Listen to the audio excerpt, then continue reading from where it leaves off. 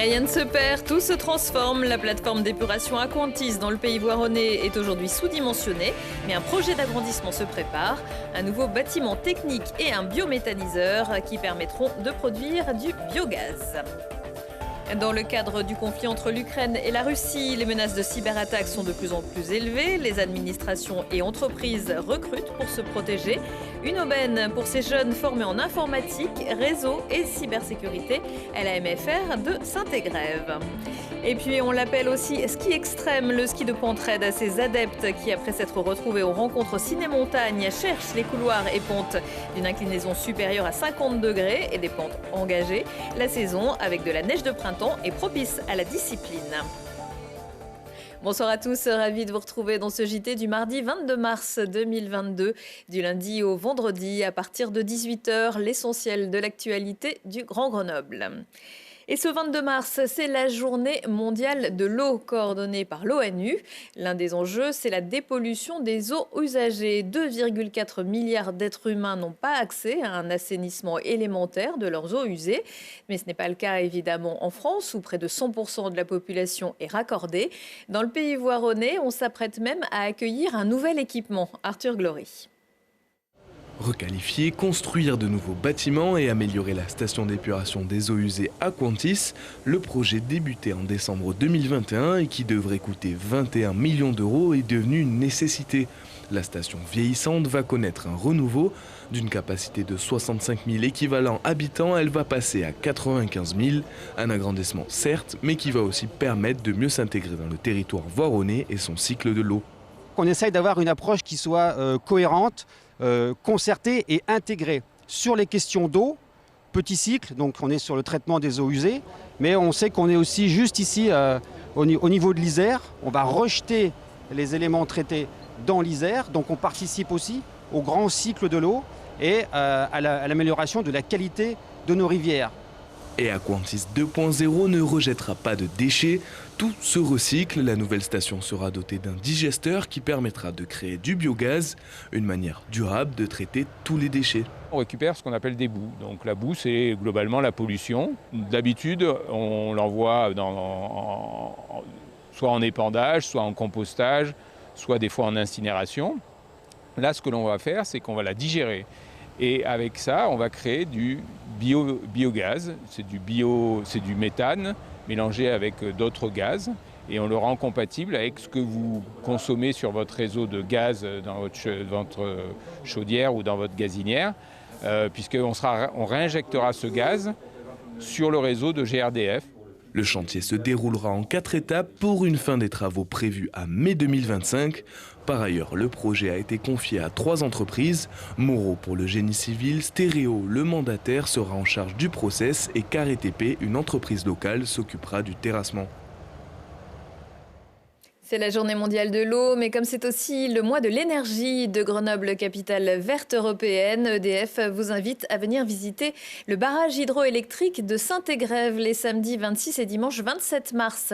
C'est l'eau de l'Isère qui fait tourner les turbines et produit une énergie verte, renouvelable et sans émission de CO2. Le public pourra ainsi découvrir les coulisses du barrage, comprendre son fonctionnement et rencontrer les équipes de la centrale de Saint-Égrève. Âge minimum pour la visite, 12 ans. Inscription sur edf.fr/visiter EDF. Dans un contexte où le risque de cyberattaque est élevé avec le conflit opposant l'Ukraine à la Russie, l'Agence nationale de la sécurité des systèmes d'information, l'ANSSI, vient de publier une série de recommandations permettant aux entreprises et administrations de se protéger. La sécurité, un domaine porteur d'emplois avant même le début de la guerre. La MFR de Saint-Égrève propose des formations en alternance. Lina Badreddine. Contrer une éventuelle cyberattaque, c'est ce qu'apprennent ces jeunes à la maison familiale rurale de Saint-Égrève. Ils suivent une formation d'administrateur d'infrastructures sécurisées en alternance qui aboutira sur un titre professionnel. Cette année de formation est l'approfondissement des connaissances informatiques qu'ils ont déjà acquises lors de leur Bac+2. Ce qui me plaît dans cette formation et dans l'alternance en général, c'est le fait justement qu'on met en application tout ce qu'on voit en cours et donc en instantané. Ce que j'aime bien avec la MFR, c'est pour mon histoire personnelle, c'est le côté accompagnement et le côté familial justement. Avec la montée en puissance de la numérisation dans le contexte de la crise sanitaire, l'évolution et la modernisation des entreprises, les cyberattaques ont été multipliées par 4 en 2020. Aujourd'hui, il ne s'agit pas de dire est-ce qu'on va être attaqué, est-ce que notre système d'information va être attaqué, mais plutôt quand notre système d'information va être attaqué. C'est pour ça que l'accent de la formation est mis sur la compréhension, l'approfondissement. Les cyberattaques se traduisent par des paralysies des systèmes, le vol, la perte de données et même une exposition au chantage.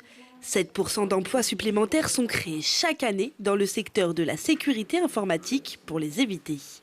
Dans la continuité de ce diplôme, l'entreprise dans laquelle je suis en alternance souhaite m'embaucher, donc en CDI, au poste de responsable d'infrastructure et du coup responsable de la cybersécurité dans le sein de l'entreprise. Après cette formation, je pense travailler en tant qu'administrateur réseau, du coup en faisant pas mal de sécurité, toujours dans le même domaine et j'espère au sein de la même entreprise.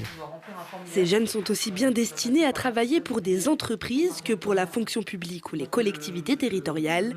Aujourd'hui, presque tous les secteurs d'activité nécessitent une protection des données et des systèmes d'information. C'est une réponse au bassin grenoblois, à l'attente, mais c'est aussi une continuité dans une filière qui est aujourd'hui donc une licence et certainement demain un master. C'est-à-dire c'est comment dans la filière informatique avoir une formation qui est de plus en plus élevée en termes de niveau. Une formation continue donc du bac au master pour qui sait un jour peut-être être à la hauteur des Anonymous. Les prochaines journées portes ouvertes à la MFR de Saint-Égrève sont prévues les mercredis 6 avril et 4 mai de 13h30 à 17h30. Les filles sont les bienvenues en informatique. La saison de ski dans les stations touche à sa fin. Les fermetures devraient s'enchaîner à compter de début avril, le 1er mai pour les deux Alpes. Mais la saison de ski de Pentraide, elle bat son plein, une discipline qui n'est quand même pas donnée à tout le monde. Arthur Glory a rencontré quelques-uns des meilleurs spécialistes de passage à Grenoble.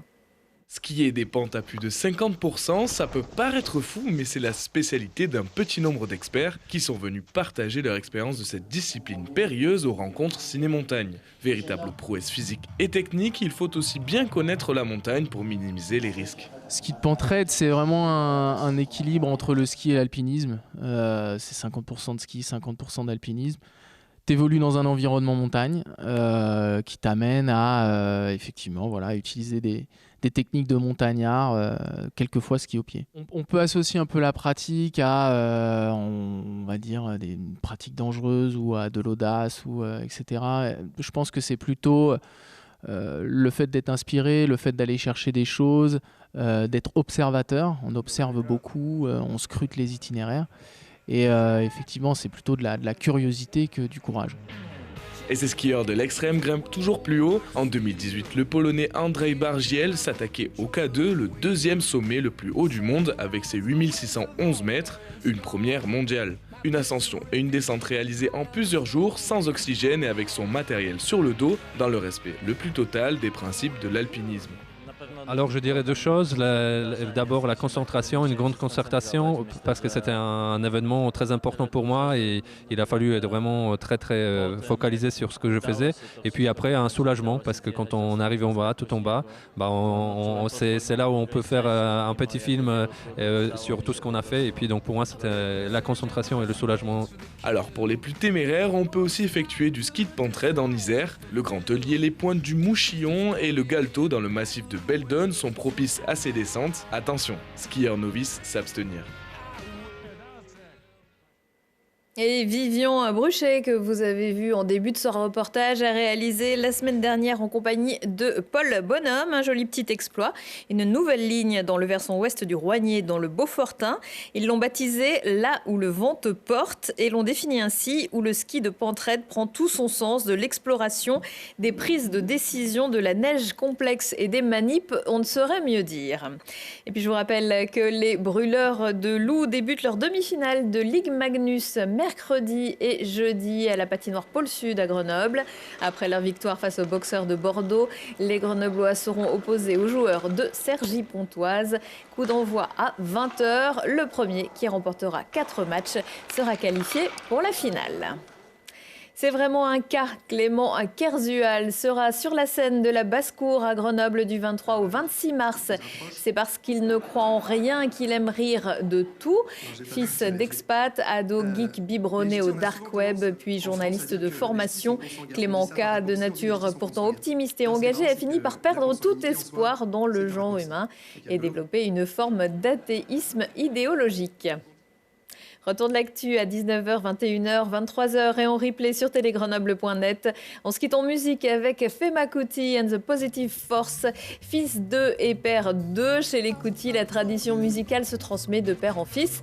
Ils élargissent le vocabulaire de la musique, ajoutant des notes de punk et de hip-hop, tout en conservant des racines traditionnelles. Et son message politique, c'est à voir à la source. Donc, mercredi soir, excellente soirée à tous. Our lives move very fast. Our lives in this life. Our lives move very fast. It's why we must face the government. Government must not waste our time. It's why we must face the government. Government must not waste our time. When government wastes our time, government waste our life, brothers and sisters.